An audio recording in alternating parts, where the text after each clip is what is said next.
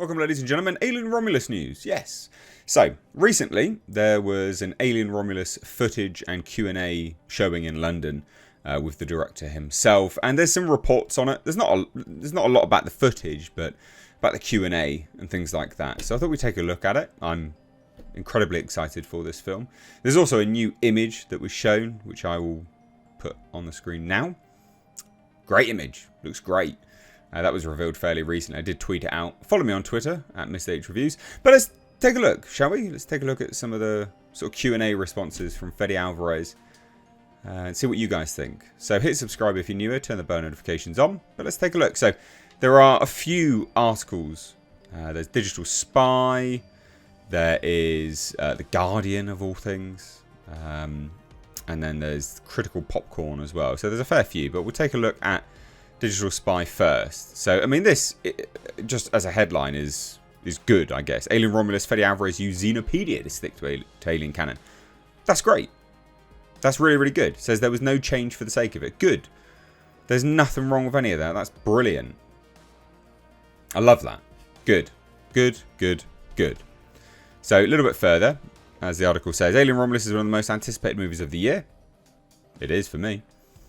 And director Fede Alvarez wants you to know he's just as much of a fan of the series as you. Talking at a preview event on Monday, June 17th, which Digital Spy attended, Alvarez, who also co-wrote the movie with Rodo Sayaguz, I'm butchering that, explained how closely he wanted it to stick to the established canon in the series to date. So he says the following: I really try to make an effort, as much as I can, to respect the canon, not only of the movies but beyond. It's hard because there's contradictions in the same world once you expand to the novels and everything. And this is true. Very, very true. Like it's pretty all over the place, to be honest. But the series make a good effort to keep it as canon as possible. Thank God for Xenopedia and things like that. That was always open on my laptop when I was writing to just go and check like what era those androids were created. If you want to know, the information is there because someone wrote a novel about it. Alvarez admitted that there probably could still be something to be critiqued when Alien Romulus is released. However, he was really careful with anything to do with the established rules of the series to retain the illusion that these movies are real, even though obviously they're all works of fiction. So he says the following: the problem with betraying the canon and changing too much is that it makes people feel like, well, if they can change it, it's all made up. And that's not what I want to do. I want people to think everything is consistent. It makes sense compared with all the other movies. Good. I mean, look, we've bitched and moaned about people not respecting canon. Here's someone giving extensive sort of paragraph explanations of why he's stuck to the canon. Like, if you weren't sold on this with the trailers, I would encourage you to give it a chance just from that perspective. Because we bitch and we bitch and we moan and we moan. And here's someone going, yeah, I stuck to the canon. I went out of my way to stick to the canon as best as I possibly could. That's really good. Now it says this: some of the changes, there's an explanation why in this movie there's slightly different things when it comes to the creatures. Ooh. Whatever change there is, like the facehuggers having slightly different skin, they're all justified in our story. And this makes sense anyway. Because remember, ladies and gentlemen, the alien has a DNA reflex.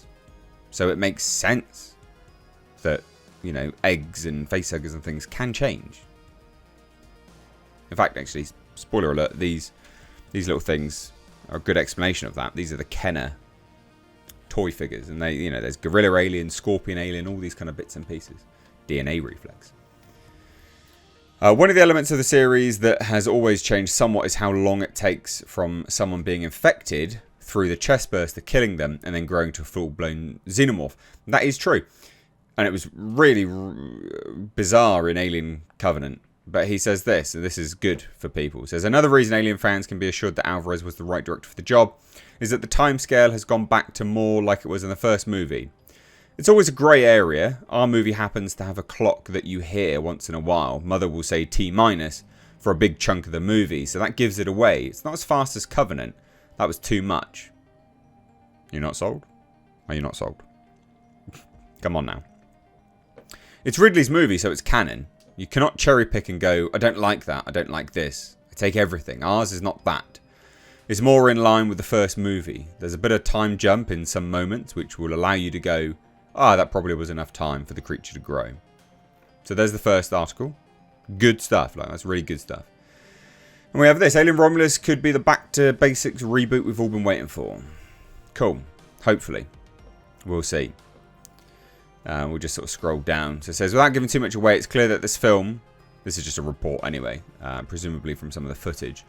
It's clear that this is a film that could not be further from the pretentious prequel movies, Prometheus and Alien Covenant. So there you go, for people that hate them and was worried that this would be the same, it couldn't be further from them. With their shared determination to slowly discover all the murky details of the alien universe that we never really wanted to know about, there is goo, there is slime, there are broken bones and bodies, there are no blimmin' engineers. It looks like a honed down take on Alien, dispensing with all the far-flung conspiracy theories about how the xenomorphs first came to be and returning to the sense of airless cosmic shock and awe that inspired the first two films. That's great. That's a fantastic... That's great. That's brilliant. There's nothing wrong with that at all. Now here's an interesting comment. It says, after Don't Breathe, someone asked me if you could do anything, what would it be? And I said Alien, no doubt. Then I had a kind of random meeting at Ridley Scott's production company, Scott Free, in 2017. They asked me, what would you want to see, just as a fan?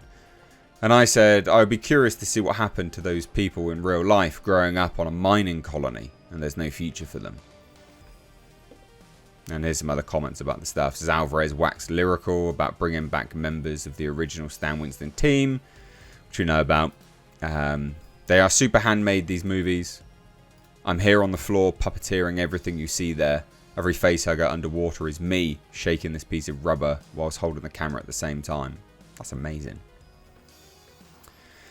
The greatest sense from the brief footage screened was that this looks like an Alien movie that cleaves far more closely to horror than sci-fi fantasy. That's what I want. There are androids, naturally, and spaceships galore.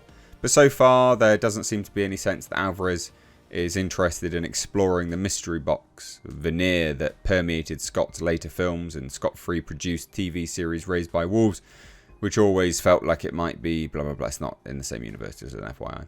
But nor does Romulus feel like a big budget blockbuster wannabe. That's cool. Alvarez pointed out that the original Alien sequel, despite feeling massive, was shot relatively cheaply, with the crew doing what they could with what they had. That's the best way to shoot films. Like, it actually is. Genuinely. Bloated budgets don't help. Suggested Romulus followed a similar path. Everybody's giving it everything. You're working on everything. Building things yourself.